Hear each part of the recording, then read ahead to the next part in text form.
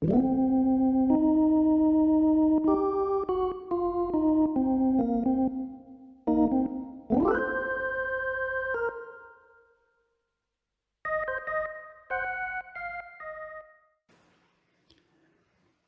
and welcome to Rob from the Internet Talks About Beer, a show where we discuss different styles of beer, beer history, beer flavor profiles. We give shout outs to breweries we think make exceptional beer, and we talk about whatever else happens to come into mind. I'm Rob from the Internet. Let's talk about beer. Joining me today is Carla Jean, a recent friend of mine from Twitter. So if you could, Carla, tell me a little bit about yourself and how you got interested in craft beer. Sure. So I've been writing about craft beer in one way or the other, whether that be through a blog or a newspaper column since about 2007. So I started my craft beer journey in the early aughts with kind of trying to figure out what all these beer styles were and kind of just tasting through them blindly and not really knowing what I was doing. And now I'm located in Portland, Maine, and I just have been eating up everything that the Maine beer scene has to offer. So I still write a monthly column now about Maine beer. And just really excited to dig into everything that's local up here. We have such an awesome, great collection of breweries up this way. I've actually been to Maine a couple times in my travels before I settled down here in Canada. I've never actually been to Portland, Maine, though, but I've been other places. I have to ask, is it the Maine Brewing Company? Yes, that's in Freeport. Yep, that's very close to where I live. Yep. Yeah, so I was going to ask how far that is from you. It's about 20. Yeah, it's about 20 minutes. Yeah, it's an awesome trip now to go to as well, because over the years they've expanded their tasting room. They have this absolutely gorgeous facility now. It just looks like everything is spotless and huge, and they have food on premise now, and solar panels are powering the whole thing. It's very, very cool. Yeah, I have to admit, I haven't been to Maine since 2001. Oh, wow. So there were probably like 7 breweries then? So you need to come back. We've got about 150 now. So. Wow. Yeah. Oh, that's awesome. You know, it's one of the things. So I'm originally from the States. I moved to Canada after I got married. My wife was from Canada, and she decided she didn't want to live in the States. So I moved up here. The one thing I've noticed is that the craft beer scene here is I'd say about 10 years behind the United States in where they're at in the curve. So, you know, in the United States, like the curve has gone up, and now it's kind of plateaued to where you're getting this number of breweries that just happens to open every day and close every day. Where in Canada here, they're still on that upward trend. So the curve is still going up. There's like many, many breweries more opening than closing right now, which is awesome. Actually it's a fantastic place to be, because you get to try all these beers that might not exist in 5, maybe 10 years, or some of them might. You know, they might be the ones that go for the long haul. It's pretty cool. All right, so today we are talking about Goses. So let's jump right in, and we'll talk about the beer style. So Gose is a German beer. It actually originated in the town of Goslar, Germany, and traditionally it's brewed with at least 50% of the grain bill being malted wheat. Dominant flavors in the Gose include lemon and like a herbaceousness, so it's got that kind of herbal flavor to it. With a strong salty finish to it, which was due to the water in Goslar. So the water in Goslar had a high salinity. Gose beers typically don't have any hop bitterness, and they're typically I say because not all breweries follow this. Typically between 4 and 5% ABV. It was first brewed in the early 13th century. And it became popular in it. Actually, it's funny. It was brewed in Goslar originally, but then moved to Leipzig. And local breweries in Leipzig started copying the style, and became so popular that everyone thought that that's where it originated. By the end of the 1800s, it was considered to be local to Leipzig, even though it had actually originated in the 13th century back in Goslar. Originally, they were spontaneously fermented. And for people who don't know, spontaneously fermented means they put the wort into big open barrels and let it sit. So whatever happened to be in the air for the yeast cultures for it to ferment. That's what happened. It wasn't until the 1800s that they actually started switching it over and using yeasts, strains of yeast that they actually wanted to use. So, which is actually pretty interesting. I mean, it's one of those beers that if you think about it, much like Pilsner Urquell. Pilsner Urquell was fermented in open vats until the early 90s, which is actually, if you think about it, pretty mind blowing. And Goses were the same way. So until the mid 1800s, 1900s, they were using open vats, and they weren't even using any yeast. It was just whatever happened to be in the air, which is actually pretty fantastic. Gose is actually one of my favorite styles for the summer. Because it's got that, it's kind of like, I've always said it's kind of like a sports drink beer. Yeah, so yeah. It's because it's got that saltiness, you can go out and you can do a big stuff. And that's part of the history. It was actually a beer that was brewed for farmhands in Germany. So they could have their beer. It wouldn't be too high of an ABV, so they wouldn't get drunk on the job, but it had those salts and electrolytes so that they would stay hydrated, which was actually pretty damn cool, if you ask me. Yeah, I'll take that as a job perk. That's fine. Right? You can give me unlimited Gose all day. That's cool. Give me unlimited Gose all day. And some of my favorites are the traditional Goses, where you just get that kind of lemony, that sour lemon. Not quite on par with a lemonade, but you get that sour hit to it in that lemon taste, and the low ABV. With that saltiness, I mean, it's really a thirst quencher. It is typically, I always say, typically it's the Gatorade of beers.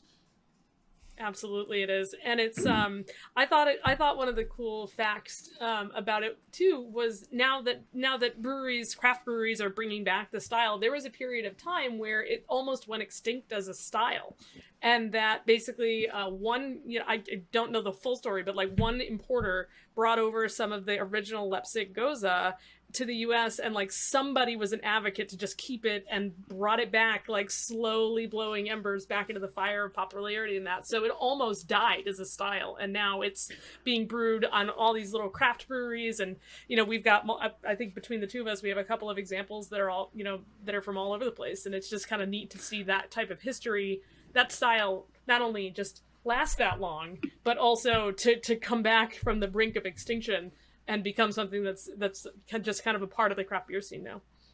Yeah, it is. It's one of those. It's your your atypical comeback kid story.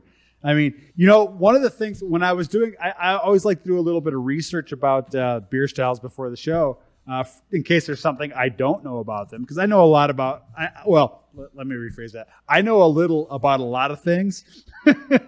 And I was researching. Did you know that until they started using strains of yeast, when they did the open fermentation with whatever yeast happened to be available, when they shipped it out, they would put it in bottles, and they would actually put a plug of just standard bread yeast in the bottle for the secondary fermentation, so that when it reached its destination, it had extra carbonation. It's weird. Yeah. It's one of those things that's like, they didn't use a cork or anything. They just a plug of yeast, and that's how they helped it do its secondary fermentation. That's awesome. Yep. So typically, if you're looking at a standard Gose, the color should be like a straw yellow to a very light amber color. And for clarity, if you pour it into a glass, you hold it up to a light, it should be fairly cloudy. It shouldn't be clear. It shouldn't be like your Coors Light or your Miller's Light where you can hold it up. Yeah, see, like that. It's got a little. That's a little clear. I don't know. That's a little clear, but it should be a little cloudy. Yeah.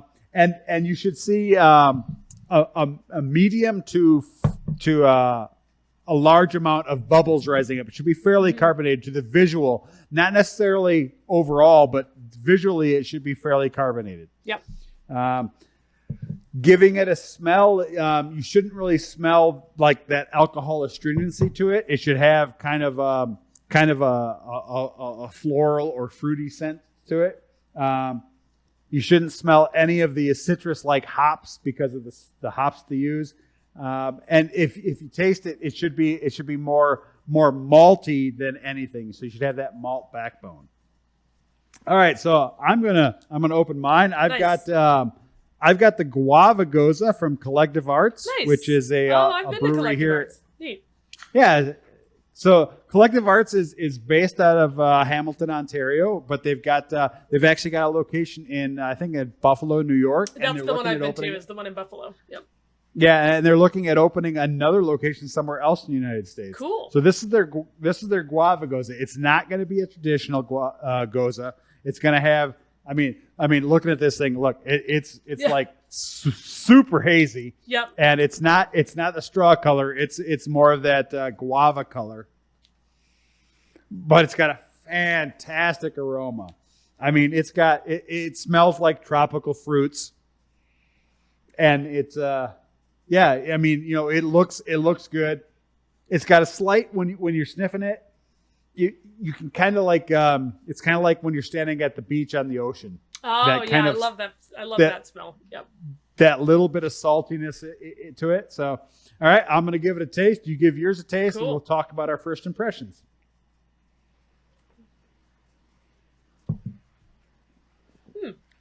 So the one, and I should probably introduce mine before I give tasting notes on it too, is that this is, I brought Night Shift Brewing's Gose in the Sand, which is not traditional. It's a Gose style ale with lemon peel, lime peel, and Himalayan salt. So we've got this citrus added in as a little bit of a thing there, but I'm actually pleasantly surprised. It really does have that kind of seaside aroma, and the citrus there is not, back of your mouth sour. It's that just gentle tart. And I like the gentle tartness. It does kind of remind me of a Gatorade. Awesome. Well, so this one, my initial flavor is guava. It's right up front. It hits you square in the mouth. Like, hey, I'm a tropical fruit. I'm not your typical Gose. And then it's got a mouthfeel that's kind of a medium-bodied mouthfeel. So it lingers for a couple seconds after you open your mouth, and you get a little bit of saltiness. When you go, you get that little bit of, oh yeah, there was some salt in there. But it's definitely not a traditional Gose. But that being said, it's a fantastic Gose. I've actually never had this Gose before. It was a oh, that looks interesting. I'll buy that type of experience. Absolutely, and I brought some weirdo ones for us to talk about later too. That I did the exact same thing with. This is actually quite nice. It has a very lingering mouth feel and a lingering taste. So it doesn't have any of that kind of like Pilsner dryness where it vanishes off the tongue. It kind of stays there and reminds you of things. I really dig this. I feel like I could kind of hang out with this, in the summer really easily. This is a very nice beer. So in terms of aroma, are you getting many esters or phenols off of it? Does it have any yeah, and that's the way a proper Gose should be. You shouldn't get any esters, so that none of those fruity smells. Yep. And you shouldn't have any phenols coming off of it. So none of the chemically smells or off beer smells. Nope. Very happy not to have any of those. Yeah. No, it has an incredibly mild aroma, if any at all. It's a little bit of a stretch to kind of get down in there and get it. It kind of reminds me a little bit of if you have a margarita and then you don't finish the whole thing and a little like half inch at the end melts and it becomes that liquidy part at the end. That's kind of the flavor profile of this in a good way. Gotcha. No. And that's actually what you should be getting for a flavor profile. It should be, the flavor profile should be malty, but not overly sweet. Right.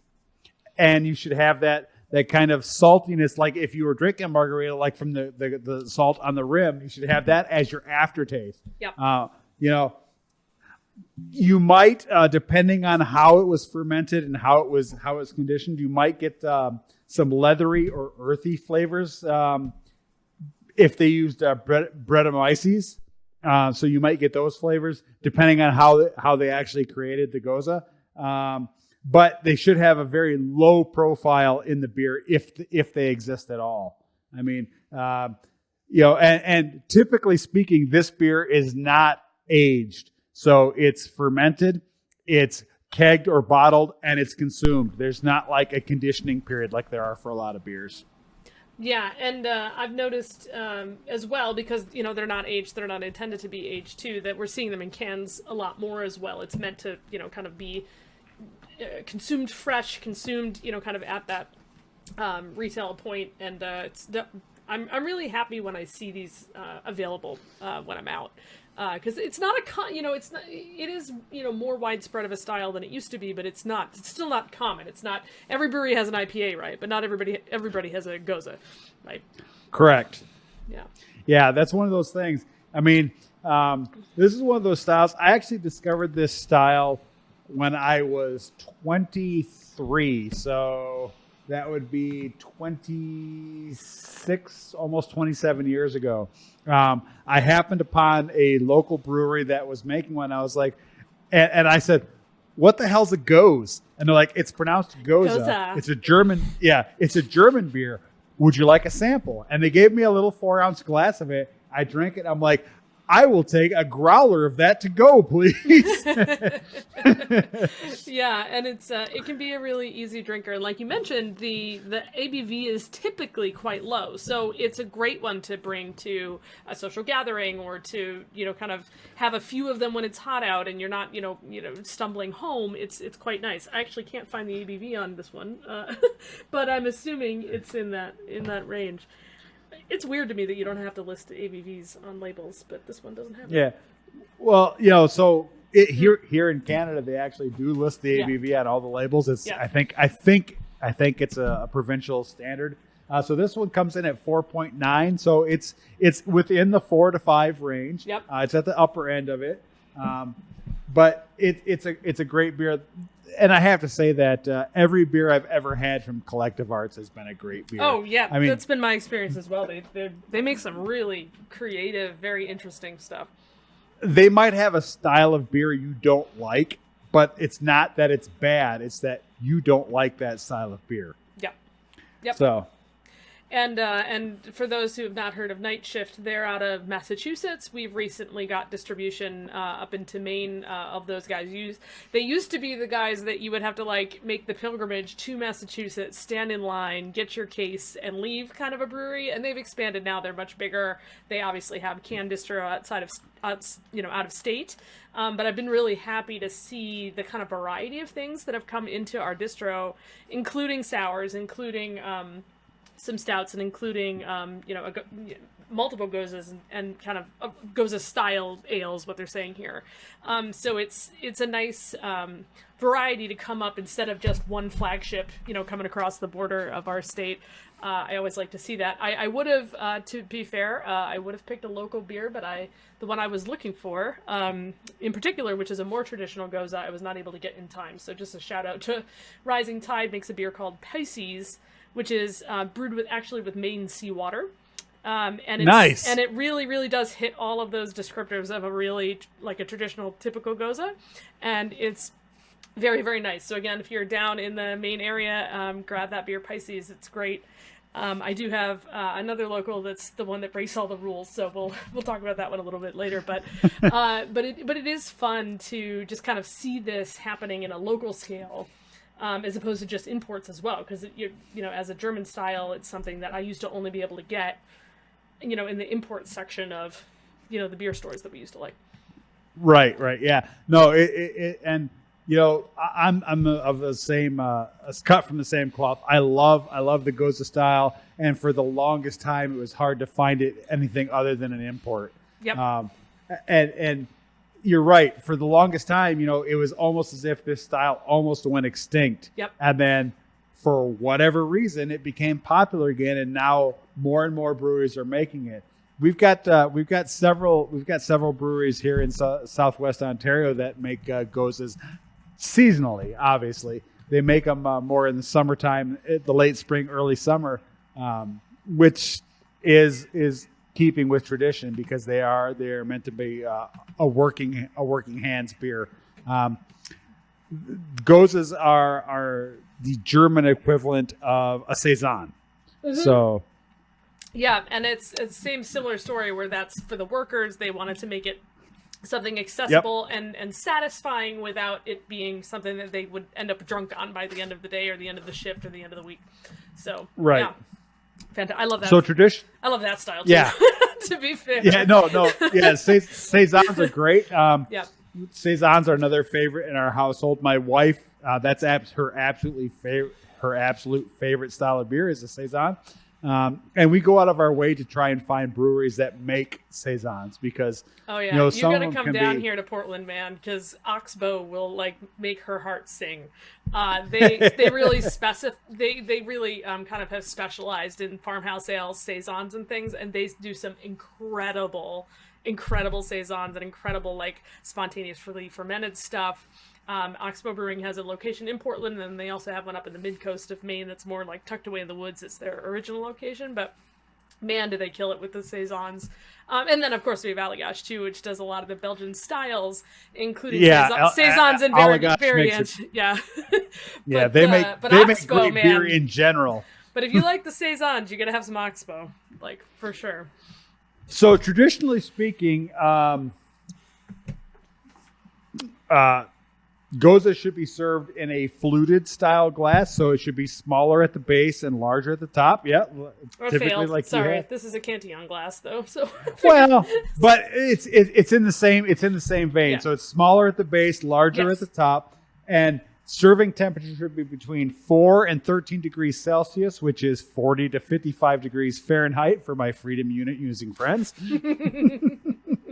As a former American, I always like to say, my Freedom Unit using friends because it's just funny because it's one of the silliest things that we ever did is to not adopt the metric system. I'm sorry, I'm pro metric all the way. So right. Well, so here's the thing. Back in I think it was 1979, 1980, the United States and Canada had an agreement. Hey, we're both going to switch to metric.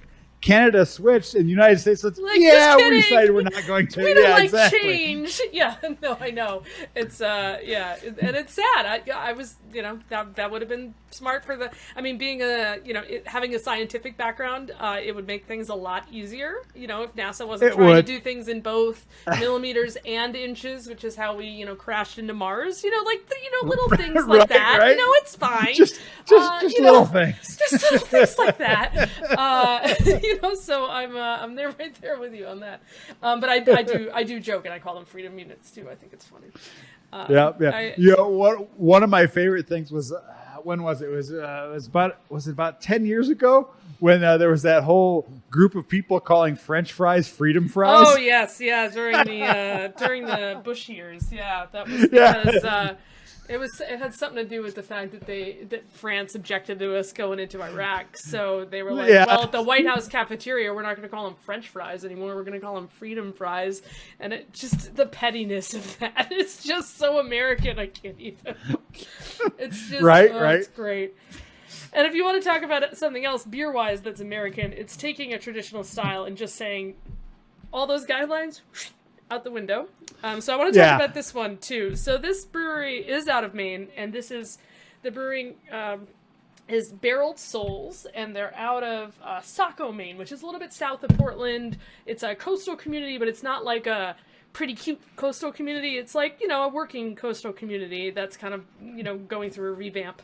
And this brewery, they brew everything. So they have everything from stouts to sours to IPAs and everything in between. They have a really cool system. And this beer that I'm pouring now is called Pogs and Slammers. And as you can see, totally different color, super not see-through.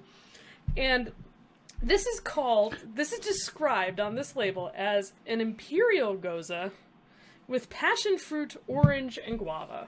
So this is 8.5 ABV, which is like, wait, what? So I have not had this. Pogs and Slammers, obviously for anybody who is a Zennial or Gen Xer, that references the Pog things that were very popular in the early 90s for like 5 minutes. Wait. This smells like fruit punch. but I just have to say something. So you've already finished the first beer that you had, and you're on to a second one? No. I finished my small pour because I wanted to talk about this one. It takes me forever to I'm disappointed. I was hoping you were as big as a lush as I am. I just talk more than I drink is the problem. So I chat too much. But this, I just want to. This smells to me almost like a fruit salad cup, like those little things you used to get at elementary school, where you open, and it's got like the peach and the cherry and the fruit cocktail. And you're always digging for that one cherry out of. Yes. Oh, and it's super guava-y. Ooh. Oh wow, that's all fruit. Yeah, I'm not sure there's much Gose left in there. That is very fruity. And not in an unpleasant way, but that is it tastes, it has that thickness to it, like the almost like the milkshake and the kind of thickness of the sours that are fruited that a lot of people have, but it's not exceptionally tart. It's not like one of those very astringent kind of kettle sours. It just tastes like fruit puree. So basically you're drinking an alcoholic Hawaiian punch. Is that what you're saying? That's very similar, yeah. And in fact, they have another one that's some kind of punch. The name is something punch, and it's meant to taste like that. This is very close, though. That's very interesting. But 8.5% for a Gose. I saw it at the store when while I was picking up beer for this episode, and I went, "Oh, we just got to talk about that. 8.5% in the Gose is like everything that makes it a Gose." Out the window. That's not a Gose anymore. That's just a fruit beer. And it's funny because this one, the night shift one, actually says Gose style ale. Like, we're not really a Gose because we put a couple things in it. And this one's like, oh, we're just an Imperial Gose, as if that's a thing. It's not a thing. Right. But in a fun way, it's I don't delicious. Know. Looking at the beer style guide, I don't remember ever seeing an Imperial Gose. Hey, I didn't think we'd ever have fruity or juicy IPA or whatever that category is on the beer BJCP the either, New but England we do. IPAs? Yeah. Well, they called them, but the Brewers Association called them juicy or hazy instead of New England. They didn't want to call them New England IPAs. They called them juicy or hazy pale ale or juicy or hazy IPA or something. But that but we're all making up and breaking all the rules as we go, apparently. Right. So in my world, if you're going to drink an IPA, it needs to be an old school British IPA. Ooh. where it's got that heavy malt backbone with with that tinge of bitter on the end. I'm not a huge fan of like the West Coast where it's super hoppy, super bitter. Okay. And as much as I enjoy a good New England style IPA, to me that's still not an IPA. It's a take on the IPA, but it's not an actual IPA. To me, an IPA is that old school standard. It's got that malty backbone with a single hop, and it's got that kind of bitter after when it's done, like a traditional English bitter as well. Yeah, I mean, it's funny because when you were saying like, oh, I'm old school, I was like, oh, does he love West Coast IPAs? Because I'm not as in love with the New England IPAs and the hazies as the new generation of folks are. I grew up in my beer world on the West Coast IPAs, the ones that are like pine trees smacking you in the face, and the cat pee and the weed and all of those dank, weird flavors. But because that bitterness was celebrated, all those sea hops and everything like that was, to me, more interesting or in your face or different than the kind of mild kind of line that all the English stuff rides, right? Because you got the red ales, the brown ales, the pale ales, whatever. They've kind of got this like level of subtlety to them, which is great for whatever they were. But when you wanted something kind of exciting or different or outside of that, especially when I first came up in beer, everything was extreme. You wanted more bitter, more alcohol, more everything. Like that 2010s period of time was like, how many hops can we cram in something? How much alcohol can we cram in something? And that was really fun for a while until we were all like, okay, maybe we should calm down a little bit. But when hazy IPAs, however, like New England IPAs are done well, I enjoy them very, very much.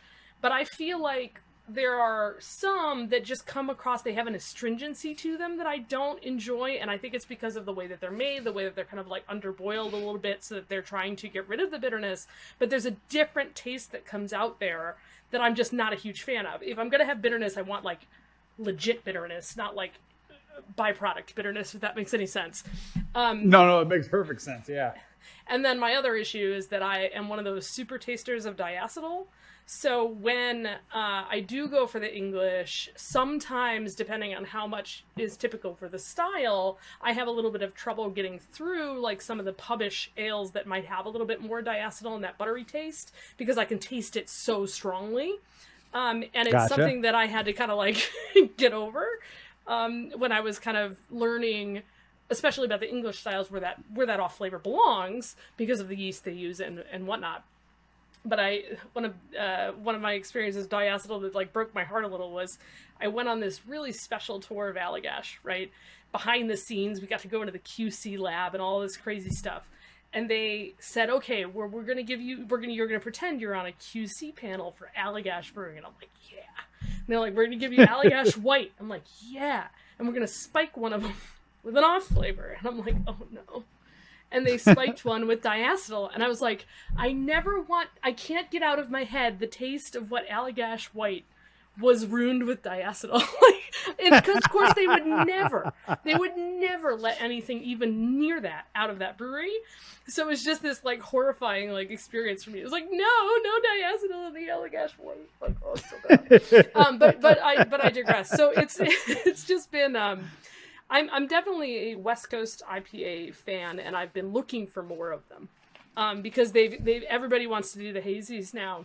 That I think that there's a different flavor profile that can come out of the West Coast ones. I don't know. But. Well, yeah, and to my defense, I am a little bit older than you are, so I grew up with a different style of beers for IPAs than you did. You probably came up when West Coast IPAs were the thing. How many hops can we shove into this beer? Yes. How bitter can we make this beer? Let's just keep going. How many IBUs? Yeah, just right. And to be honest, that period of time is when I stopped drinking IPAs. I'm like, nope, I'm out. I can't handle this. This is wrong. This is not what I expected beer to be. So, for me, that was a period of time. It was like a void for IPAs. I actually didn't start drinking IPAs again until about 3 years ago. Oh, wow. When I moved up here to Canada and they were really starting to do the Nipas were really starting to come into their own up here. I'm like, all right, I'll give it a try. And I was like, yeah, okay, a New England IPA. It's the IPA for people who don't know what an IPA actually is. Because I grew up with the old school English IPAs where It was you hold it up and it's got this kind of brownish color. And it's got this, this malty backbone with a little bit of bitterness and a little bit of hops on the end, not a whole lot. And it was fantastic in my eyes. And then, I tried the West Coast stuff. And to be fair, there are a few breweries that make really good examples of the West Coast IPAs, but it's just not my thing. Yeah, and that's totally fine. Like, and that's the other thing is that I've always lived by the philosophy, especially about beer, is that just because you don't like a particular style doesn't make you any less worthy of a beer geek or anything like that. Like, people like different things. Like, I don't like coffee, but like that doesn't make me a bad human being. What I love about beer though is that there is this huge spectrum of flavors from fruit punch to, coffee stouts to, super bitter things to very sweet things. And I just feel like if you want there's an entry point for everybody. Like, and there's a point where you're going to find that style that you just dig it. And, every time you see it, you get happy. And that's totally awesome. And if that happens to be the style that 99% of the beer drinking populace likes, cool. If you're, one of those people where like a Gose is your favorite style, cool. Like I'm never going to judge anybody for, what they enjoy because taste is personal. Like when it comes down to it, right. Like it's about you, your mouth and your brain, really, Right. Well, and that's the whole premise behind my series of these videos is to get those people who might be stuck in that rut of, well, I only drink Bud Light, I only drink Miller Lite, I only drink whatever. Here's the kind of flavors this has. You might want to give it a try. It might not be your thing, but there might be something that I talk about that you're like, wow, this is actually that sounds really neat. Style. Yeah, and I have a short story about that actually, is that my husband has always really liked stouts and dark beers. And when I started drinking beer, the only dark beer I had ever had was Guinness. And at the time, I didn't like Guinness. There was a flavor to it that was too bitter for me, or too probably strongly coffee-like, honestly. I've gotten better at those kind of flavors, that flavor profile. But for whatever reason, I thought, well, Guinness is the most popular dark beer in the world, arguably. So all these stouts must taste like Guinness then. So I don't want to try any of these stouts because they're not that. And my husband, he would buy these gorgeous, lovely stouts and he would go, you want some? And I'd go, nah. And I wouldn't try it. And like for years, I just kind of like waved him off of stouts. And one day, it was a Rogue beer. It was called Shakespeare Stout he was drinking. And I tried it. And it's suddenly this bouquet of chocolate and richness and lovely. And I was like, wait a minute. Stouts can taste like that? What? And he's like, I've been trying to tell you. So it's so sometimes you've been missing out for years. You've been missing out for years. He's been drinking all the stouts and I've been drinking everything else. So but it's one of those things that, like, if you have these preconceptions or you just have never stepped out of that box, I mean, there's very little risk to trying a new beer. You take a sip of it and you don't like it, it's not going to make you ill, 99% of the time, unless you're allergic to something in it, right? So, like, you maybe, especially if you're out, you order a pint of something or you order a taster of something, at most, that's what, $10-15. So, like, I just want people to kind of embrace give it a shot. Why not? You might find something that you would have no idea that you would have liked. And I think that exploring these styles, like, if there are people who like margaritas, they might really like Gose because that's the flavor profile that they're kind of like in that same lane, so there's there's stuff like that where, because wine at the end of the day tastes like wine, but beer can taste like a margarita, it can taste like a bar of chocolate, it can taste like all of these other things. And I just think that's so fun. Like, there's just so much fun to be had there.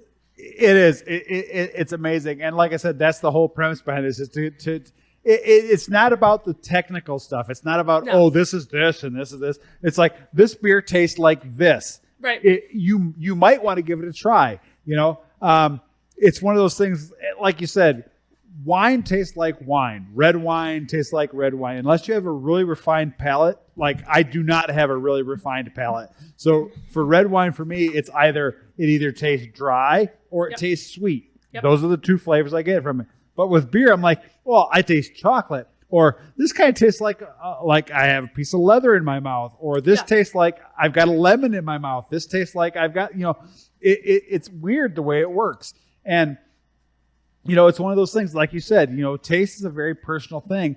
And that's kind of why, like, I like doing this with people, with people who I'm not in the same room with, because they, you have your impression of a beer and I have my impression of a beer, and it might be the same exact beer, but we might get different things from it because the way my brain works and the way your brain works are totally different. Absolutely. And even, the reference flavors, right? Like, when I first started trying all these new IPAs, people were like, oh, this tastes like guava. I'm like, I've never even had a piece of guava. Maybe I should go try guava. I don't know. Like, people come at Maybe it. Maybe you should.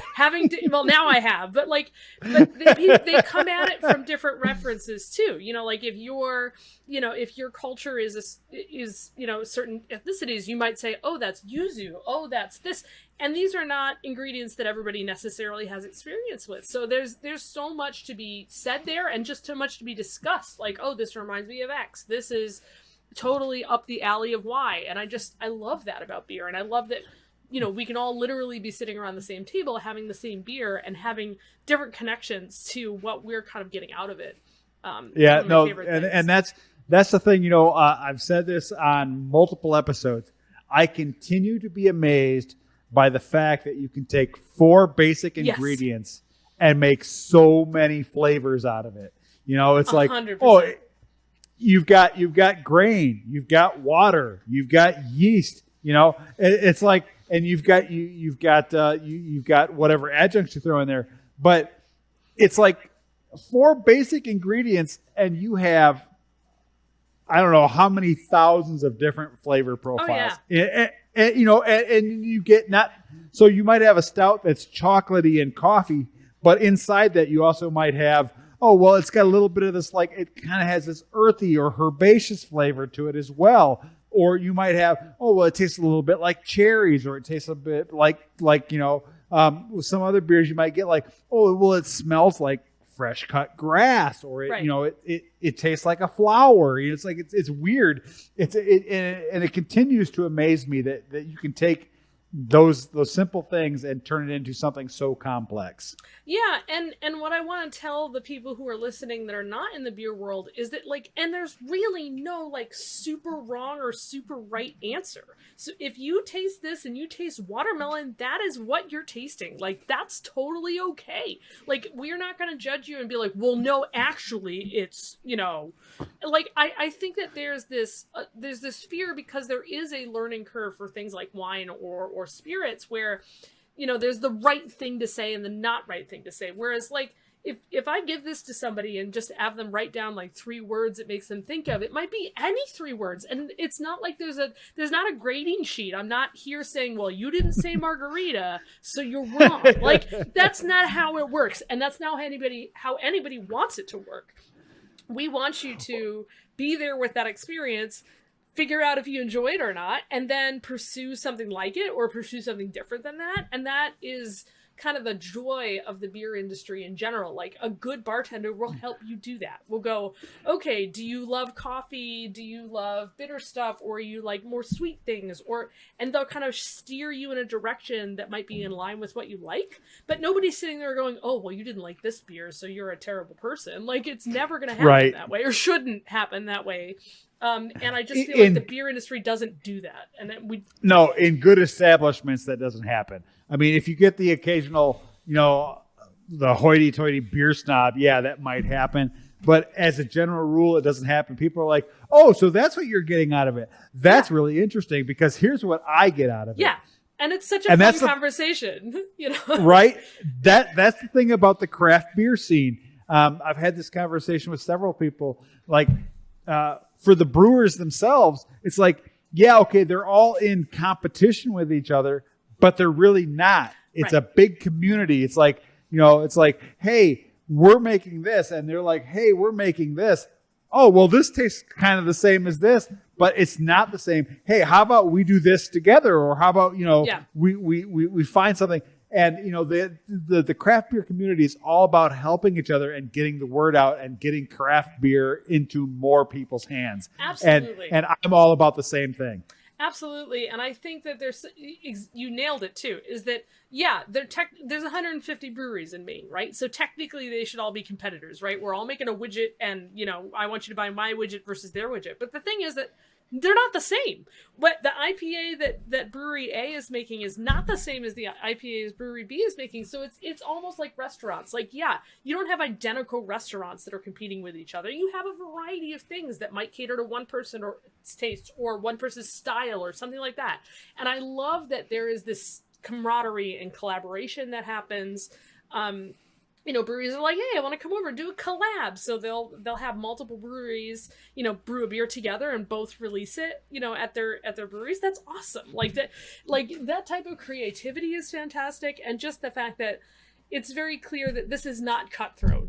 Nobody at, Rising Tide is telling you that, oh, my beer is so much better than my neighbor's Austin Street. Like, they're just going, hey, when you're done here, go over next door and have some really awesome beer there. And the same thing's being said at Austin Street. Hey, when you're done here, go over to Rising Tide. Like, it's a wonderful way to just, the motto around here, and it's partially because of Rising Tide, is that a rising tide lifts all boats, right? Like, if the brewery industry is doing well, then everybody within it does well. So there's nobody trying to, like, smush anybody else. They're all just going, hey, if you like this, you'll also like these guys. Go see them too.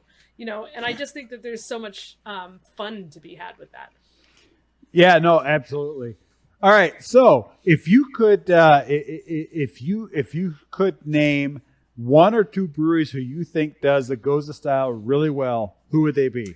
I said it at the beginning, but Rising Tide's Pisces for Maine is just an excellent example of the style. So if you're into that style and it's brewed with Maine seawater, totally awesome. I also nationally In California, there's a company called Anderson Brewing Company, and they make a Gose. They have a couple flavored ones, but their straight up Gose is a good one to me. Like, I like that one more than the ones that have kind of fruit added to them and that type of thing. And then I would throw, honestly, Night Shift in there. They make variations on them. They'll put different flavors and different whatnot, but they always treat them very well. And like the one I described earlier, like, it's not overwhelmed by whatever they've added to it. It's still a Gose. At the end of the day, it just has some enhancements to it, and I think that's really, really nice. But if you're coming to Maine, though, get some Pisces. It's great. So I guess I'll have to hit Pisces next time we whenever it is we're allowed to go to the States. I heard September-ish, but I don't know because things are changing. I mean, technically, I'm still a U.S. citizen, so I can enter anytime I want. But my wife, on the other hand, is a Canadian citizen. You have to bring her because you have to bring her to Oxbow. So that's right. non-starter right there. So right. All right. Well, I'd like to thank Carla for being on the show today. I'd like to thank anybody who watches this when it actually airs on YouTube. If you liked what you saw, please like it. Please subscribe. If you want to be notified when new episodes come out, please hit the little bell button. It goes ding or whatever it is. I don't know. This is all new to me. I'm still trying to figure out this whole YouTube thing. If you have any questions or comments or suggestions for a beer style that you'd like reviewed or talked about, please leave a comment below. Until other than that, until next time, I'm Rob from the internet. And I'm Cheers. Cheers.